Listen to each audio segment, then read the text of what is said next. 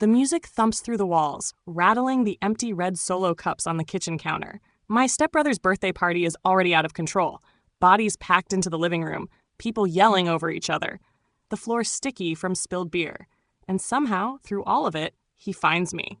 You're not going to just hide all night, are you? He smirks, sliding next to me against the counter, far too close. His arm brushes mine, deliberate. I roll my eyes, taking a sip of my drink just to have something to do. I'm not hiding. I'm avoiding getting beer spilled down my shirt, thanks. He grins like he knows exactly what he's doing. Scared you can't handle a little fun? The way he says it, low, teasing, makes my stomach do a stupid little flip. I straighten my shoulders. I can handle anything. His eyes gleam. Want to bet? I should have walked away. I should have laughed it off. Instead, I lean in, narrowing my eyes right back at him. What kind of bet? He taps his cup against mine. Simple. First one to make the other blush wins. I snort. That's easy. You blush like a girl. Yeah? He leans closer, his breath warm against my ear. No touching below the belt. No kisses. Just words. Looks. Maybe a little imagination. His voice practically drips with challenge. I lift my chin. You're on. We shake on it, and the second our hands part, the game is on. At first, it's harmless, little things. He makes a big show of admiring the neckline of my shirt. I counter by leaning over the counter just enough that he definitely notices. He laughs, shaking his head, pretending not to look. But then, it escalates. He corners me in the hallway when no one's looking, his arm casually braced against the wall above my head. His smirk is dangerous. You always get this flushed when a guy talks to you? He murmurs, dragging his gaze down my body, slow and deliberate. I scoff, though my cheeks are already starting to burn. Please. I've had way worse trying to flirt with me. Yeah? His voice drops lower. Bet none of them knew you the way I do. I swallow. Hard. This isn't just teasing anymore. This is charged. Heavy. And he knows it. He steps even closer, barely a breath between us. I can smell the faint hint of his cologne, the lingering sweetness of his drink. I remember when you used to follow me around. He says softly, like it's a secret. Couldn't get enough of me. I glare at him, willing myself not to react, not to show him how fast my heart is pounding. I was a kid. He leans in, his lips brushing the shell of my ear, just a whisper of contact. Maybe, but you're not a kid now. The air between us practically crackles. My whole body is a live wire, strung tight and humming. I should push him away. I should laugh it off like it's still a joke, but neither of us are laughing. I stare up at him, daring him silently. He smirks, reading the challenge in my eyes.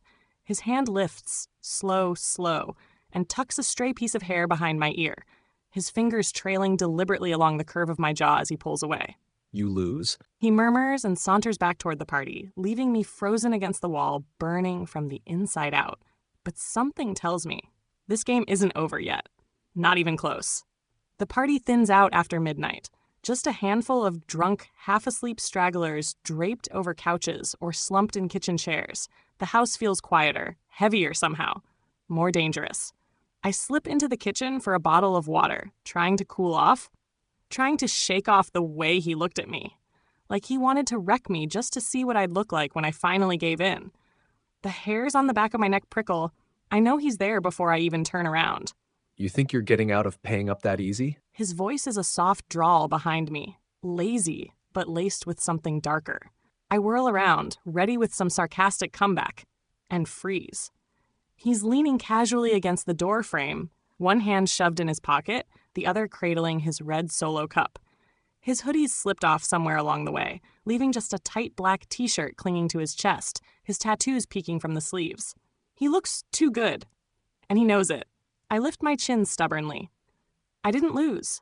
He pushes off the door frame, slow and deliberate. Your face was redder than a fire truck. Everyone saw it. I cross my arms, ignoring how it pushes up my chest a little. You're imagining things. He grins, that grin, and stalks closer. Every step makes my breath catch a little harder. You want a rematch? He murmurs, stopping so close I have to tilt my head back to meet his eyes. Double or nothing? I should say no. I should leave. Instead, my mouth betrays me. Fine. His grin widens, slow and dangerous. And this time, he doesn't waste time with words. He lifts the hem of my hoodie, just a few inches, bearing a sliver of my waist to the cool kitchen air. His fingers ghost along my skin, feather light, not even enough to be a real touch. just enough to make me shiver. He hums low in his throat, eyes dark, sensitive. I swallow hard, feeling my knees go weak. Two can play at this game. I slide my hands up his chest, slow and innocent, brushing imaginary lint from his shirt. "You wish," I whisper. He catches my wrist in his hand, not hard, just enough to hold me there. His thumb strokes lazily over the inside of my wrist where my pulse is hammering out of control. "You really want to do this, sweetheart?" He murmurs. The way he says it, sweetheart, makes my stomach twist in the worst, best way. I tip my chin up, reckless. Maybe I'm not the one who's scared. He chuckles low, rough, the sound sending goosebumps racing across my skin. "Scared?" He echoes. "Baby, you have no idea." Before I can even think, he's stepping in, caging me against the counter, his arms braced on either side of me. His face is so close I can feel his breath on my lips. My heart slams against my ribs so hard it almost hurts. Neither of us moves.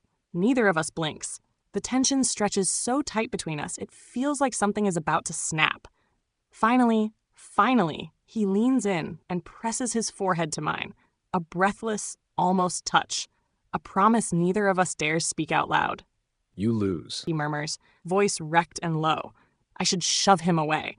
I should call him an idiot and laugh and pretend none of this happened.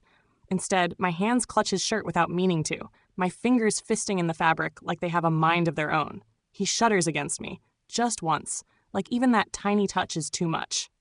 And then, as fast as it started, he pulls back. I sag against the counter, breathless, dazed. That's all for this story. We post these videos every day, so don't forget to subscribe if you want to hear more risque stories like this one.